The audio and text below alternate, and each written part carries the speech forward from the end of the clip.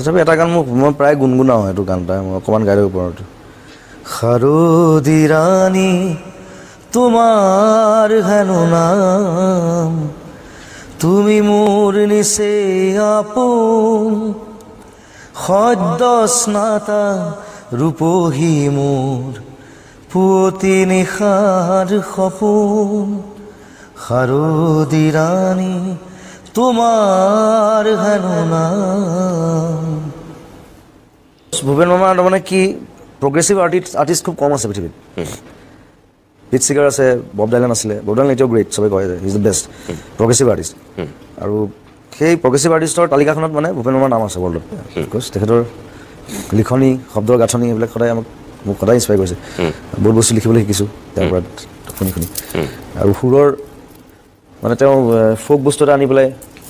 ইমান ধুনীয়াকৈ বনাই দিয়ে মডাৰ্ণ বস্তু এটা একো ধ্বংস নকৰাকৈ এটাকেইটাই মই কৈছোঁ এলবামত আৰু লাকিলি মই লাষ্ট এটা শ্ব'ত মই গাঁৱতে তেখেত আছিলে তেখেত নিজে চাইছে আমাৰ আগে আগে নিয়ৰৰে ফুল এপাহ ফুলিল এপাহ সৰিল কেনি জিনি যায় বলাকাই জিনি যায়